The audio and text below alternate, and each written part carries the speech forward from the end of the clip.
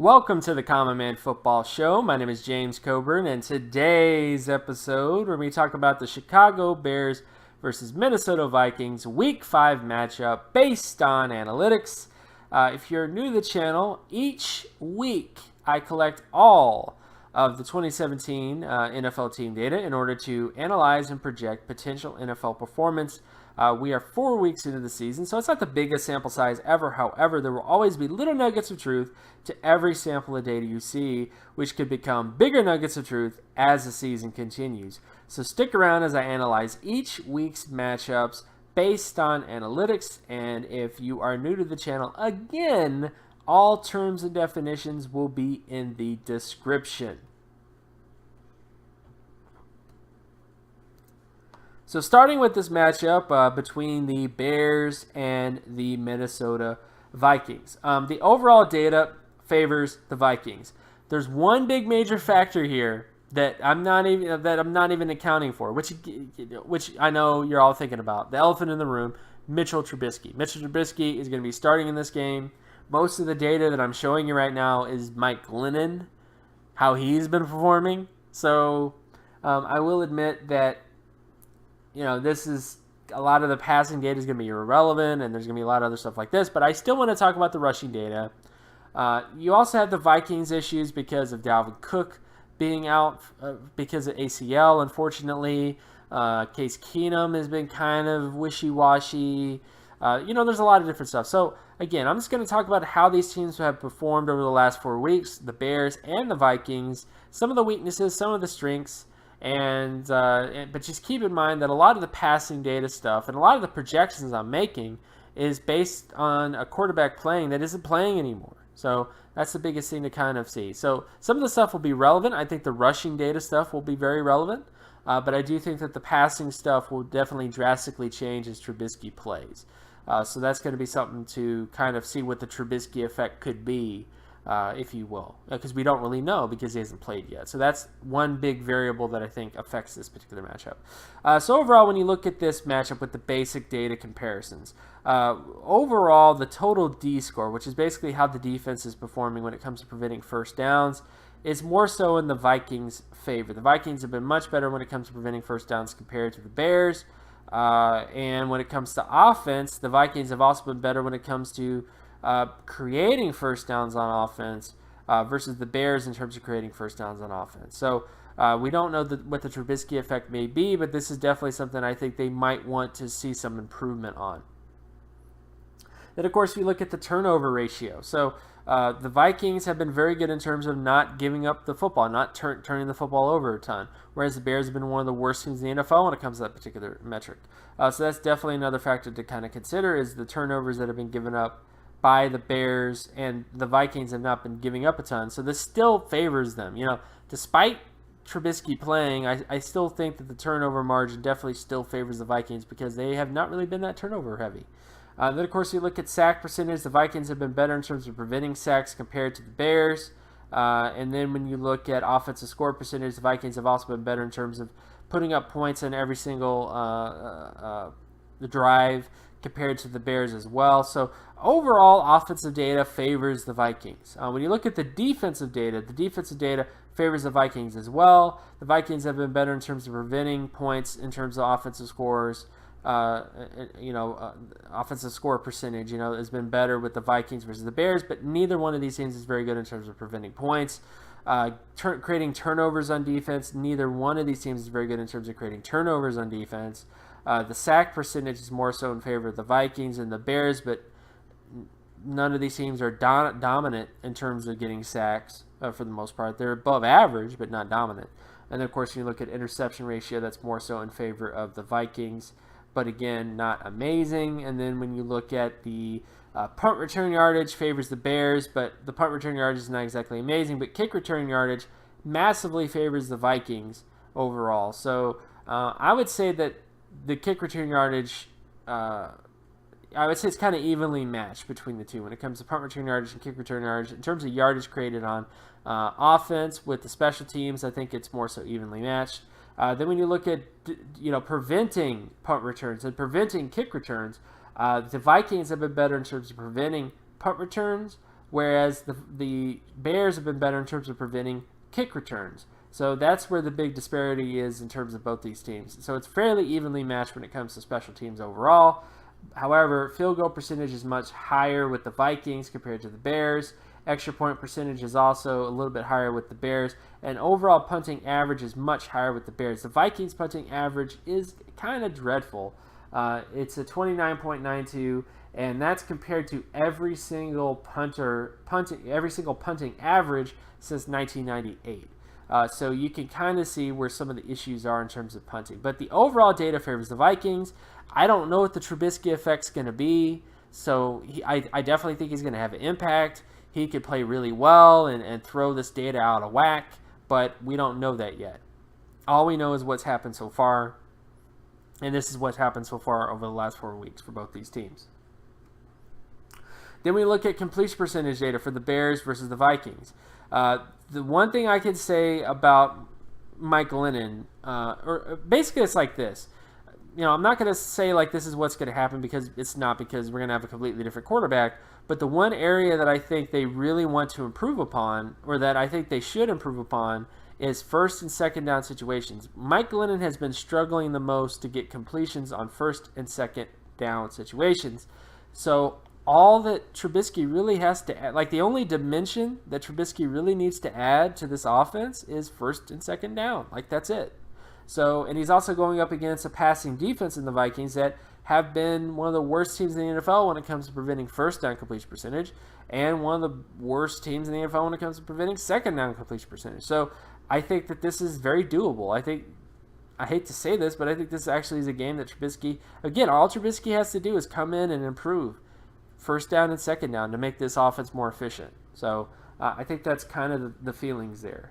And then, of course, when you look at the Vikings offense versus the Bears defense, most of the data favors the Vikings offense, but the Bears overwhelmingly are mostly good at preventing first down completion percentage. That's the only area where they actually have a ton of success on defense. Then, of course, when you look at rushing down, so the Bears rushing offense versus the Vikings rushing defense, this mostly favors the Vikings defense, but there is a big disparity on second down. The best down for the Bears when it comes to their rushing offense is second downs. That's where they've had the majority of their success. And this is also the area of the Vikings defense where they've struggled the most. So I would say the Vikings defense is very uneven when it comes to their rushing defense. They definitely are good in first down situations. They definitely are very good when it comes to crucial third down situations, but not so good when it comes to second down situations. So that is definitely somewhat of a worry or issue, is second down situations when it comes to the Vikings over the last 4 weeks.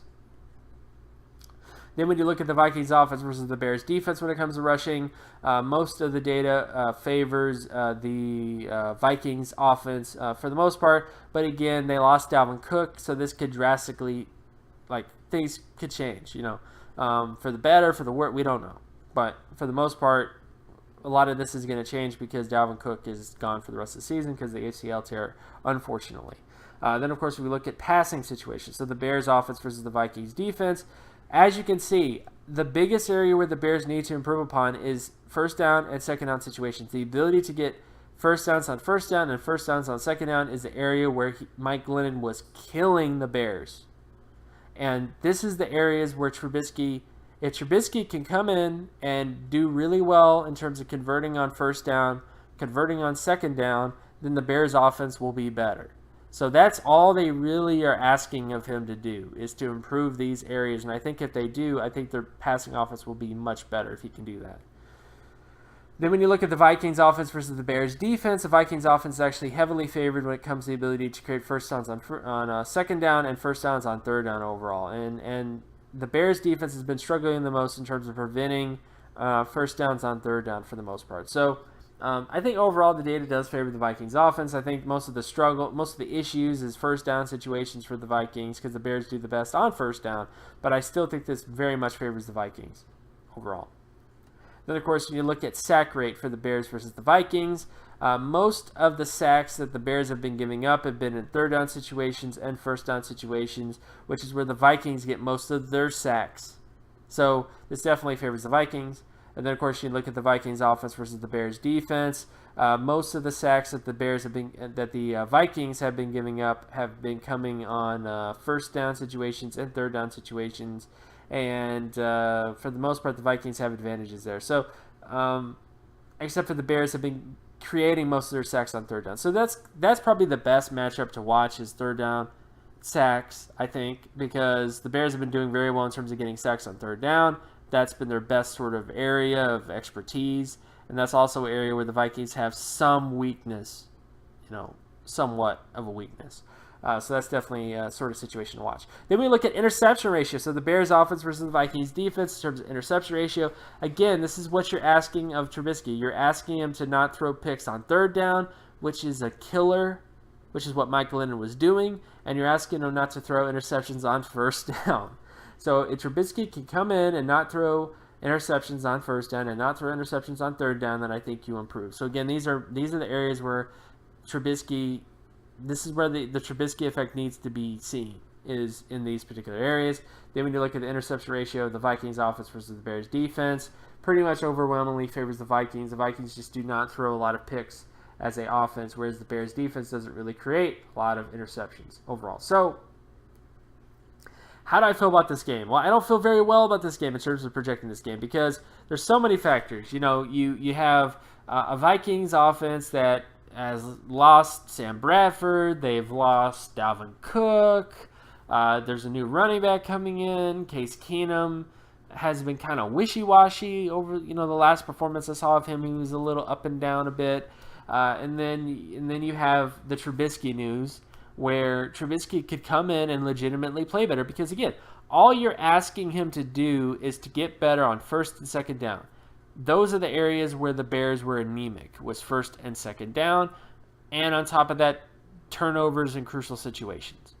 If Trubisky can come in and do well on first and second down and not turn the football over in crucial situations, I think this can heavily favor the Bears in this particular matchup.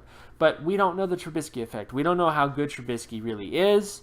Preseason data-wise, he actually looked pretty decent in terms of his overall preseason data. But again, that's preseason data, so it's not the most reliable data ever. So that's all I can really say about Trubisky. However, that's what you're expecting of him. So, again, the data favors the Vikings, but it's important to note, again, that this is a new quarterback. Lots of things could happen. Look at the Texans game. The Texans versus Titans game. Quarterbacks can improve. Quarterbacks that are also haven't really got the starting job and they start to acclimate to things, they can actually put in really great performances. So that's kind of the thing I just want to say is that when it comes to Trubisky, we really don't know how good he is. We really don't know how well he's going to play. And I think that that's the biggest issue in terms of projecting this game. So overall, I would still go with the Vikings, but I cannot deny the Trubisky effect. If Trubisky comes in this game, plays really well, this could be a totally different Bears team. Top to bottom, everything. Everything could change. If Trubisky is the truth, everything could change when it comes to the data for the Bears, when it comes to everything. So throw out everything. Realistically, most of the stuff I just showed you, you should just throw out because it's garbage, because there's new players, there's new variables, there's new everything else. But I just wanted to point out to you, where the Bears offense has been struggling and what they need to ask of Trubisky. Like, they don't need Trubisky to be Peyton Manning or be Tom Brady or be amazing. They just need him to be better in these particular areas because that's where the Bears have been below average. Like, that's all they need him to do. They just need him to be better than what Mike Glennon has been doing, and hopefully that's the case. And if that is the case, I think they'll win more football games.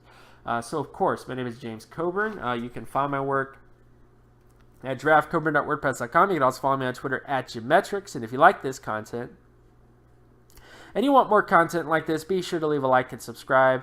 Share this video as well if anybody that you know, and I'll talk to you guys in the next video. Peace.